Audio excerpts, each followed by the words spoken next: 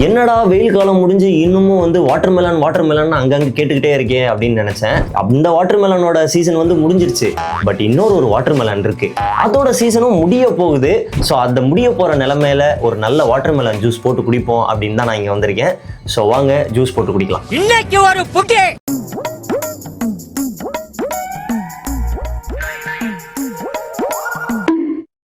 S, watermelon star doctor Diwakar. டாக்டர்லாம் வேணாம், doctor வந்துட்டு அந்த படிப்புக்குன்னு ஒரு மரியாதை இருக்குது. ஸோ அதனால் அதை விட்டுட்டு அந்த திவாகரை மட்டும் நம்ம எடுத்துப்போம். வாட்டர் மெலன் ஸ்டார், நடிப்பு அரக்கன் திவாகர். சொல்கிறதுக்கே கொஞ்சம் கஷ்டமாக தான் இருக்குது.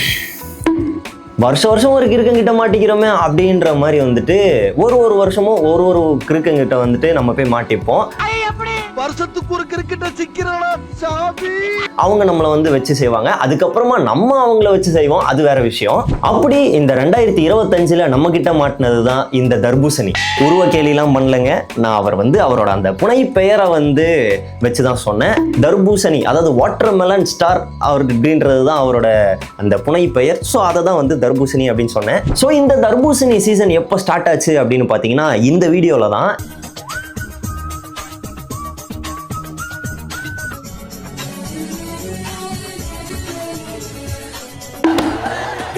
என்ன எழவி அது. இந்த வீடியோல வந்துட்டு நம்ம சூர்யா சாரோட ஐகானிக் சீன் ஒன்று இருக்கும் பார்த்திருக்கீங்களா, அந்த வாட்டர் மெலன் சாப்பிட்றது. அதை இவர் வந்து ரீக்ரியேட் பண்ணி ரீலா போட்டிருக்கிறாப்புல. அது வந்து கோமாளித்தனமா இருக்கவே அது கொஞ்சம் வைரலாக இருக்கு.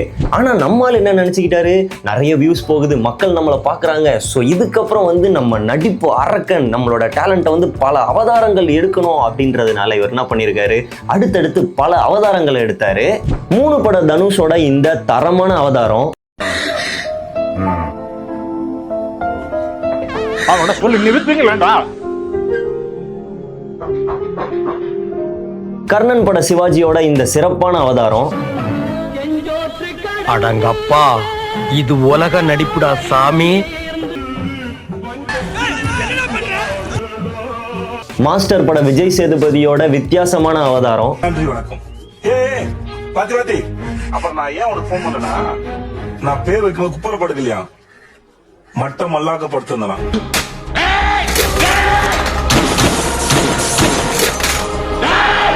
நடிப்பு அரக்கன். இப்படி இன்னும் பல அவதாரங்கள்ல எடுத்து இவர் வந்துட்டு அவரோட நடிப்பு அரக்கன் அப்படின்ற பேருக்கு வந்து வலு சேர்த்தாரு. பெரிய விஷயம். வியூஸ் நல்லா போகுது, மக்கள் நம்மளை வந்து நிறைய பேர் பார்க்குறாங்க, பாராட்டுறாங்க அப்படின்னு நினச்சிக்கிட்டு ஓவர் கான்ஃபிடென்ட்ல இவர் பண்ண வேலைகள் பல இருக்குது. ஸோ அப்படி இவர் கண்டினியூவாக நிறைய வீடியோஸ்லாம் பண்ணி போட்டுக்கிட்டு இருக்கவே இவர் கொஞ்சம் வைரல் ஆகுறாரு. பொதுவாக வைரலானா என்ன பண்ணுவாங்க, உடனே இவரோட இந்த வைரல் ஆகுற அந்த டைம்லேயே வந்துட்டு இவரை மில்க் பண்ணி நம்ம வந்து ஃபேமஸ் ஆகணும் அப்படின்னு சொல்லி சில யூடியூபர்ஸ் வந்து இவருக்கு இன்டர்வியூ கூப்பிட்டு அவங்களாம் வந்து கறக்க ஆரம்பிச்சிட்டாங்க. மனுஷனாடா நீங்கெல்லாம். ஐயோ எஸ், எல்லாருமே நினச்ச மாதிரி வந்து இன்டர்வியூஸும் வைரல் ஆச்சு. ஸோ அதை வச்சு இவருக்கு வந்துட்டு நிறைய வாய்ப்புகள்லாம் கிடைக்கும் அப்படின்ற மாதிரி இருந்தது. இவர் வந்து சீஃப் கெஸ்ட்டாக போகிறது என்ன, அப்புறம் வந்து மூவி ரிவ்யூஸ்லாம் கொடுக்கறதுக்கு இவரை கூப்பிட்றது என்ன, இவ்வளோ விட்டுட்டீங்க. விஜய் சேதுபதியோட ஏஸ் படத்தில் இவரை கூப்பிட்டு இவரோட அந்த ஐகானிக் சீன் இருக்குது பார்த்துருக்கீங்களா, அதாவது சூர்யா சாரோட ஐகானிக் சீனை இவர் பண்ணார் பார்த்துருக்கீங்களா, அதையே இவரை வந்து அந்த படத்துலேயே பண்ண வச்சுருக்காங்க. இல்லை, எனக்கு புரியலை எப்படி வந்துட்டு இதை வந்துட்டு அவரை நடிக்க வைக்கணும் அப்படின்றத அவங்க சூஸ் பண்ணாங்கன்றது. இந்த காலத்தில் வந்து பொதுவாக வந்துட்டு இந்த மாதிரி விஷயங்கள்லாம் நடக்குது. ஒரு படத்தில் வந்து சோஷியல் மீடியாவில் இருக்கிறவங்கள கூப்பிட்டு நடிக்க வைக்கிறது அவ்வளோ ஈஸியாக இருக்குது.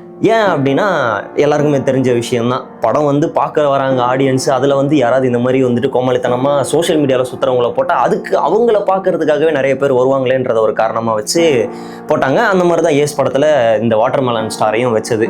ஸோ இவரை வேறு வாட்டர் மெலன் ஸ்டார்னு சொல்கிறதுக்கே விருப்பம் இருக்கு. இப்படி எல்லாமே வந்து இந்த பீக் ஸ்டேஜ்லேயே போயிட்டு இருந்ததுல மேலே போனால் திரும்ப ஒரு தடவை இறங்கி தானே ஆகணும். ஸோ அப்படிப்பட்ட இறங்குற காலம் வந்துச்சு.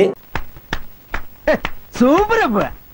இவர் இந்த இன்டர்வியூஸ்லாம் கூப்பிட்டு இருந்தாங்கன்னு சொன்னேன் இல்லைங்களா, அந்த மாதிரி ஒரு இன்டர்வியூவில் கூப்பிட்டு இவர் பேசினப்ப சூர்யா பற்றி ஒரு விஷயம் சொல்லியிருந்திருக்கிறாரு. இப்போ சூர்யா அண்ணானா அவங்களுக்கு படிப்பு இல்லை, ஆரம்பத்துலேருந்து பெயிண்ட் அடிக்கிற வேலையிலேருந்து சின்ன வேலையிலேருந்து கொஞ்சம் கொஞ்சமாக போயிருக்காரு. இப்போ நான் ஆல்ரெடி ஒரு பெரிய ப்ரொபோஷனாக இருந்துட்டு திருப்பி எல்லாத்தையும் விட்டுவிட்டு ஒன்றுமே இல்லாமல் 500 ரூபாய்க்கு 1000 ரூபாய்க்கு இப்படிலாம் நடிக்க முடியாது.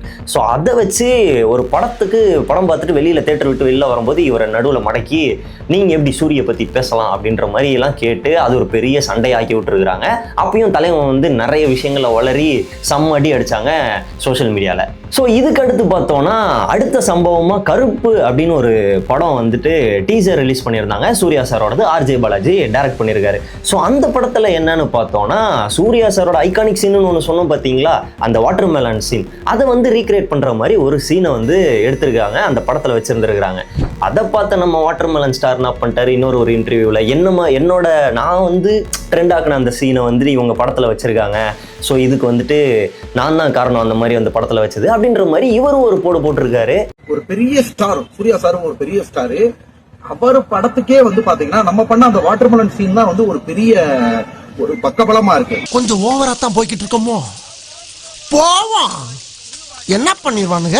இல்லை, ஃபர்ஸ்ட் ஆஃப் ஆல் எனக்கு புரியவே இல்லை அந்த சீனே எப்படி இருக்கும்னு கேட்டிங்கன்னா, அந்த பாட்டில் ஒரு சின்ன ஒரு சீன், அது அப்போ அந்த அன்னோட்டிஸ்டு சீனுன்னு கூட சொல்லுங்களேன், ஆனால் அந்த சீன் பார்க்குறப்ப நல்லாயிருக்கும். அந்த சீன் ஃபேமஸ் ஆனதுக்கு காரணம் வாட்டர்மெலன் ஸ்டார்னே கூட வச்சுக்கோங்க. எதனால் அப்படின்னா அன்னோட்டிஸ்டு சீனாக இருந்ததை இவர் ரீக்ரியேட் பண்ணி ஃபேமஸ் ஆக்கி விட்டார். திரும்ப சரி ஓகே அப்படின்னு சொல்லி அந்த சீனை ரீக்ரியேட் பண்ணுற மாதிரி ஆர்ஜே பாலாஜி அந்த படத்தில் வச்சதே ஃபர்ஸ்ட் ஆஃப் ஆல் எனக்கு ஒரு பெரிய கேள்வி, எதுக்கு அதை வைக்கணும் அப்படின்றது. எல்லாருக்குமே தெரியும் அந்த சீன் வந்துட்டு இப்போ ட்ரெண்ட் ஆகிட்டு இருந்தது வாட்டர்மெலன் ஸ்டாரால் அப்படின்னு சொல்லி, அப்புறம் ஏன் ஆர்ஜே பாலாஜி அங்கே வைக்கணும்? என்ன பழக்கம் அது?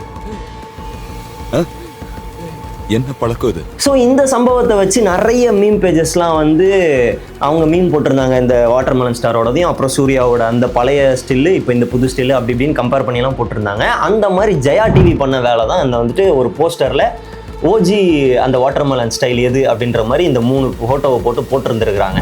இதை பார்த்து நம்ம சாந்தனு என்ன பண்ணியிருக்காரு, இதை வந்துட்டு போடுறதே தேவையில்லாத விஷயம், இப்படிலாம் கம்பேர் பண்ணாதீங்க, ஸோ ரிமூவ் பண்ணிடுங்க அப்படின்ற மாதிரி கேட்டிருக்கிறாரு. அதை பார்த்த நம்ம வாட்டர்மெலன் அப்படியே கொதிச்சு எழுந்திருக்கிறாரு. இதை எப்படி நீங்கள் பேசுவீங்க, ஒருத்தரோட வளர்ச்சி நீங்கள் தடுக்கிறீங்க, ஏன் இப்படிலாம் பண்ணுறீங்க அப்படின்ற மாதிரி கதறி இருக்கிறாரு வீடியோ போட்டு.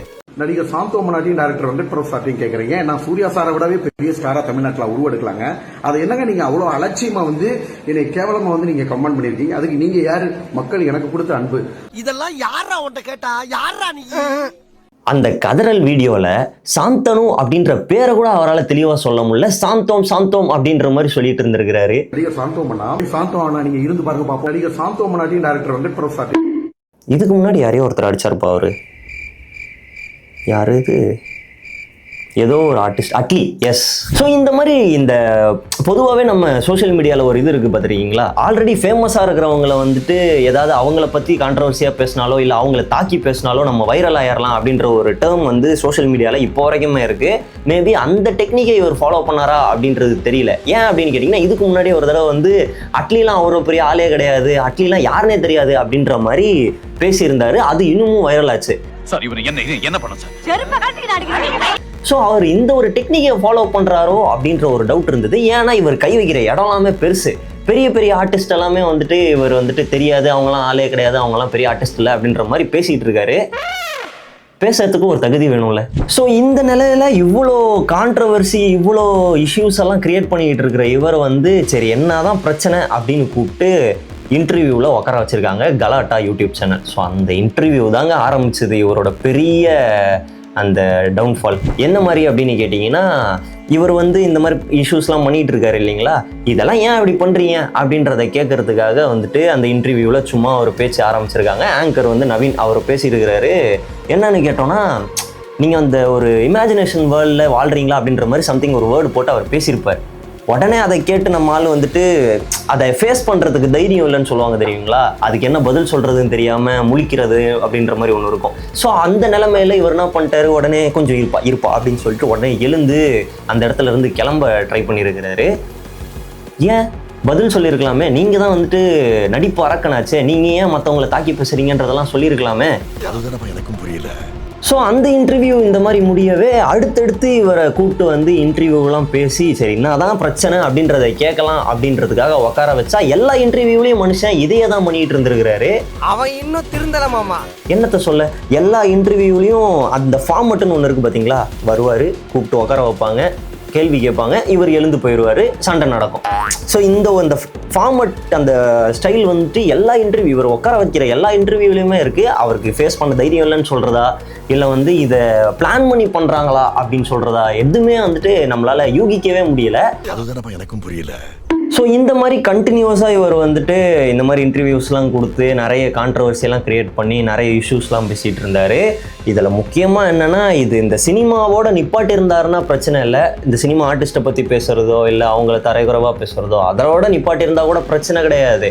நடுவில் இவர் வந்துட்டு கொடுத்த ஒரு இன்டர்வியூவில் சம்மந்தமே இல்லாமல் நம்ம ஜிபி முத்துவை பற்றி பேசினார். ஜிபி முத்து வந்துட்டு அவரெல்லாம் வந்து லோ காஸ்ட்டுமா அப்படின்ற மாதிரிலாம் வந்து நிறைய வாய்ஸ் நிறைய இதெல்லாம் சொல்லிட்டாரு.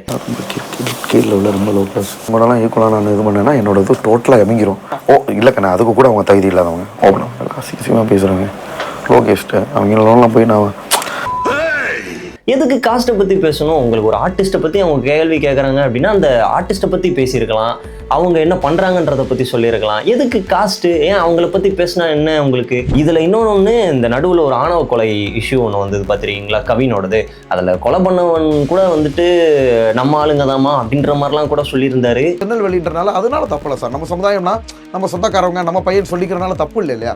சோழி முடிச்சு எதுக்கு சம்மந்தமே இல்லாமல் அதை கொண்டு வந்தார் உள்ள? என்னன்னா, இப்போது அந்த சினிமா பற்றி பேசினா எல்லாரும் இந்த மாதிரி மடக்கிறாங்கன்றதை பார்த்துட்டு இவர் நடுவில் இந்த காஸ்ட்டை வேறு நுழைச்சி பெரிய கான்ட்ரவர்சி பண்ணிட்டு இருந்தார். அப்படி தான் அந்த ஜிபி முத்துவும் உள்ளே வந்தார். ஜிபி முத்து வந்துட்டு லோ காஸ்ட்மா அப்படின்ற மாதிரி பேசிட்டாரு. இவர் இந்த மாதிரிலாம் இஷ்யூலாம் பண்ணிக்கிட்டு இருக்கிறப்ப ஜிபி முத்து ஒரு சைடில் வீடியோ போடுறாரு. என்ன அப்படின்னு கேட்டிங்கன்னா நீங்களே பாருங்கள். இந்த பழைய இன்ஸ்டாகிராம் ஆட்கள், நம்ம பழைய ஆட்களுக்கெல்லாம் இந்த பண்ணியால நம்மளுக்கு அசிங்கமா இருக்கு. கண்ட இளவையும் பேசுது, கண்டதையும் பேசுது. நான் தான் நடிப்பு அறக்க மயிர அறக்கங்க. அட விளங்காத பயில பண்ணி பயில. ஸோ ஜிபி முத்து இவரை பற்றி வந்துட்டு இப்படி பேசுகிறாரு. ஏன்னா ஜிபி முத்துமே ஸ்டார்டிங்கில் இந்த மாதிரிலாம் கோமாளித்தனங்கள்லாம் சின்ன சின்னதாக பண்ணிட்டு இருந்தார். பட் அவருக்கான அந்த ஒரு இது தெரிஞ்சிருந்தது, நம்ம இதை தான் பண்ணுறோம். ஸோ அந்த இதுவை வந்துட்டு மக்கள் இப்படி தான் பார்க்குறாங்கன்றது ஒரு புரிதல் இருந்துச்சு. பட் இவர் வந்து தெரிஞ்சு பண்ணுறாரா தெரியாமல் பண்ணுறாரான்னு தெரில. பட் அதை ரியலைஸே பண்ணாமல் இப்போ வரைக்கும் தான் ஒரு உண்மையாகவே ஒரு நடிப்பு அரக்கன் அப்படின்றத வந்து மைண்டில் யாரோ இவருக்கு ஏற்றிருக்கிறாங்க. ஸோ அதனால் இப்போ வரைக்குமே அதை அவர் ரியலைஸ் பண்ணாமல் பண்ணுறது தான் பெரிய இஷ்யூவாக போயிட்டுருக்கு. ஸோ அப்படி ஜிபி முத்து கொடுத்த வீடியோவுக்கு வந்துட்டு இவர் ரிப்ளை கொடுக்குற மாதிரி ஒரு வீடியோ வந்துட்டு பேசுகிறப்ப தான் அந்த ஜிபி முத்துலாம் லோ காஸ்ட்மா அப்படின்ற மாதிரி ஒரு பேச்சு சொல்லியிருக்கிறாரு. ஸோ அதுக்கு ரெண்டு பேரும் திரும்பவும் அங்கே இங்கேன்னு கான்ட்ரவர்சி ஓடி அது ஒரு பேச்சு ஓடிச்சு. ஸோ இந்த ஒரு கான்ட்ரவர்சியான நேரத்தில் வந்துட்டு நிறைய யூடியூபர்ஸ் இவரை பற்றி பேசி வியூஸ்லாம் நிறைய வாங்கிட்டு இருந்தாங்க. இப்போ நீங்கள் மட்டும் என்னடா பண்ணுறீங்க, அதை தானே பண்ணுறீங்கன்னு கேட்டிங்கன்னா, ஆமாம் பண்ணுறோம். அதில் ஒரு சுயநலமும் இருக்குது, ஒரு ஆதங்கமும் இருக்குது. என்ன அப்படின்னு கேட்டிங்கன்னா, இவர் மாதிரி பண்ணுற இந்த இன்ஸ்டாகிராம் பண்ணுறவங்களுக்கெல்லாம் வந்துட்டு வாய்ப்பு எவ்வளோ ஈஸியாக கிடைக்குதோ அதே ஈக்குவலாக வந்துட்டு நல்லா பண்ணுற ஆர்டிஸ்ட்டுக்கெல்லாம் வந்துட்டு கிடைக்க மாட்டேங்குதுன்றது தான் உண்மை. அந்த ஆதங்கத்தை வெளிப்படுத்துறது தான் இந்த வீடியோ. கொஞ்சம் சுயநலமும் இருக்குன்னு வச்சுங்களேன். ஒரு 20-80 வச்சுக்கலாம். 20 சுயநலம், 80% ஆதங்கம் தான் இருக்குது இதில். ஏன் அப்படின்னு கேட்டிங்கன்னா, எனக்கு தெரிஞ்சவங்களே நிறைய பேர் வந்து சினிமாக்குள்ளே போகிறதுக்கு அவ்வளோ கஷ்டப்பட்டுக்கிட்டு இருக்காங்க. ஒரு ஃபேம் கிடைக்கலையே அப்படின்றதுக்காக அவ்வளோ கஷ்டப்பட்டுக்கிட்டு இருக்காங்க. பட் இவங்களுக்கெல்லாம் வந்து வாய்ப்புகள் அவ்வளோ ஈஸியாக கிடைக்குது. அதை இவங்க எப்படி யூஸ் பண்ணுறாங்கன்றதை பார்க்குறப்ப தான் ஆதங்கமாக இருக்குது. இன்ஸ்டாகிராம்லேயே நல்ல ஃபாலோவர்ஸ் வச்சிருக்கிற நிறைய பேர் இருக்கிறாங்க. இப்போ வந்து இந்த மணிகண்டன், அப்புறம் காத்தாடி கிளப்பு, அப்புறம் மல்லேஷ் கண்ணன், அப்புறம் வந்து இன்னொருத்தவங்க நகைச்சுவைகள் அப்படின்ற மாதிரி டீம் எல்லாம் கூட இருக்கிறாங்க. ஸோ இந்த மாதிரி டீம் எல்லாம் பார்க்குறப்ப இந்த மாதிரி ஒரு பட்டிங்காக இன்ட்ரெஸ்டடாக இருக்கிறவங்க, டேலண்டடோடு இருக்கிறவங்கலாம் வந்துட்டு பார்க்குறப்ப அவ்வளோ வந்துட்டு சந்தோஷமாக இருக்கும்.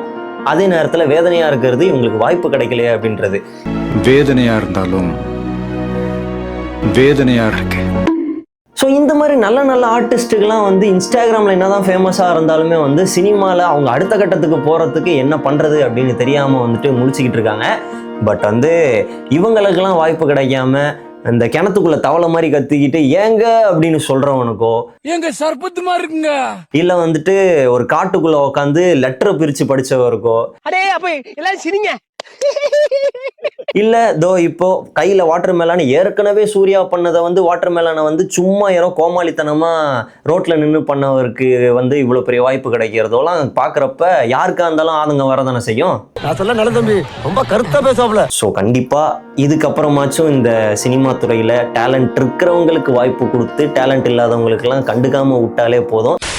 So that's it for the video. இந்த வீடியோவில் வந்துட்டு இந்த வாட்டர் மேலானோட இஷ்யூ என்ன அப்படின்றத வந்து ஒரு சும்மா ஒரு கிளான்ஸாக பார்க்கணும், உங்ககிட்டலாம் வந்து சும்மா சொல்லணும், ஆரம்பத்துலேருந்து என்னென்ன நடந்தது அப்படின்றத ஒரு ரீகால் மாதிரி பண்ணணும் அப்படின்றதுக்காக தான் இந்த வீடியோ. அதோட சேர்ந்து லாஸ்ட்டாக வந்துட்டு என்னோட ஆதங்கத்தையும் கொட்டிட்டேன். ஏன்னா நிறைய பேருக்கு அந்த ஆதங்கம் இருந்துச்சு. ஸோ அவங்களோட பிரதிநிதியாக நான் வந்து இந்த வீடியோவில் வந்துட்டு சும்மா பேசணும் அப்படின்னு நினச்சேன். ஸோ பேசினேன். இப்போது நீங்கள் சொல்லுங்கள், இந்த மாதிரி இஷ்யூ நடக்கிறத பற்றி உங்களோட கருத்து, அப்புறம் இவங்களுக்கெல்லாம் நல்ல நல்ல வாய்ப்பெல்லாம் கிடைக்கணும் ஆனால் உங்களுக்கு வந்து ஒரு ரெகக்னிஷனே இல்லாமல் இருக்குது அப்படின்ற ஆர்டிஸ்ட்டை பற்றிலாம் சில பேர்லாம் இருப்பாங்களே, அவங்களையுமே கொஞ்சம் மென்ஷன் பண்ணி விடுங்க. பார்க்குறவங்க பார்த்து தெரிஞ்சுப்பாங்க, இவங்கெல்லாம் இருக்காங்க, இவங்களுக்குலாம் நல்லா டேலண்ட் இருக்குது அப்படின்னு சொல்லிட்டு.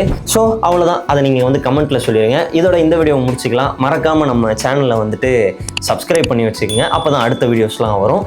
ஸோ இதோட இந்த வீடியோவை முடிச்சுட்டு உங்ககிட்ட இந்த விடைபெறுவது நான் உங்கள் சுந்தர் என்டர்டெய்னர். By by. நன்றி நன்றி நன்றி.